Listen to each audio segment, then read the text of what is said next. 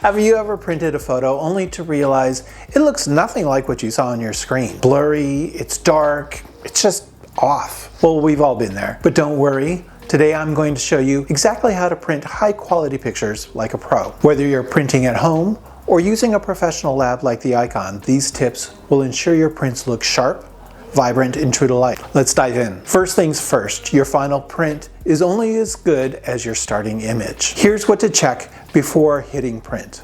Resolution. Aim for at least 300 dpi, or dots per inch. Anything lower than that can look pixelated. If you're unsure, check your image properties. Photos from a DSLR or a high-end phone usually have enough resolution. File format. Use JPEG for standard prints, but for the best quality, go with TIFF or PNG. They retain more detail. Editing. A little editing goes a long way. Get your images how you like it on your screen, but then keep in mind that your monitor has a lot of light shooting out of it, whereas paper doesn't. So maybe lighten just a little bit, lighten the image before you send it to print. That's my Ken tip for the day. Next up, the secret sauce is paper choice. Different papers give different vibes, so choose wisely. Glossy is best for vibrant colors and deep blacks, but can reflect a lot. Matte gives you less glare, more subtle details. It's great for portraits and also for fine art prints. For fine art papers, if you want a museum quality print, choose a cotton rag or a textured paper for added depth and richness. Here's a tip. Always match your paper type with the right printer settings. Now let's talk about your printer. Not all printers are created equal. If you want true to life prints, here's what you'll need. Inkjet versus laser. Inkjet printers are better for high quality photo prints because they use dye or pigment based ink, which gives better color accuracy. Pigment versus dye ink. Pigment based inks also last longer, 100+ years, and they're resistant to fading. Dye based inks can be more vibrant, but they will fade faster. If you're working on a budget and you want to print on C-print paper, is to use the Noritsu level prints. Those can print anywhere from wallet sized up to 12 inches by 36 inches.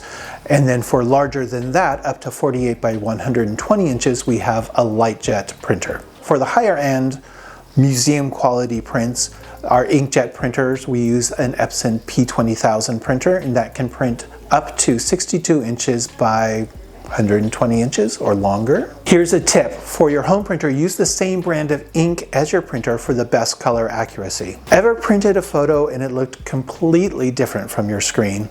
That's because your monitor isn't calibrated to match print colors. ICC profiles are color and paper specific settings that ensure your print looks exactly like your screen. You can download them from your paper manufacturer's website and apply them in Photoshop or Lightroom. Something else that can help you translate what you see on the screen onto the print accurately is a calibrator, and it's this little device. They're not terribly expensive, and you buy this and you load the software into your computer. It doesn't matter whether you've got a high-end monitor like this is a BenQ, or if you've got an ISO, or if you've just got the out-of-the-box monitor.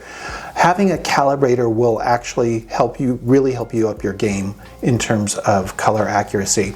And what it does is the program is going to flash colors onto your monitor, and this device is going to read it. It knows what the color is it's sending, it knows what it's reading, and then it creates an ICC profile to make your monitor as neutral as possible. That's really going to take a giant scissor step ahead to getting accurate prints. Here's a tip. Always work in sRGB or AdobeRGB color space for the best print results. Printing at a lab like the Icon, you get high quality, calibrated prints and lots of options for larger sizes and fine art prints. So you've got your perfect print. Let's keep it looking amazing. For framing, use UV protective glass to prevent fading. And if you're storing, store the prints in an acid-free archival box and keep them away from direct sunlight or humidity. Here's a bonus tip. If you're printing for a gallery or a portfolio, consider adding a border for a professional look. Now you know exactly how to print high-quality pictures like a pro. Whether you're creating keepsakes, gifts, or professional art, these tips will ensure every print looks stunning. If you found this video helpful, watch this video next that covers all of our photo papers in depth.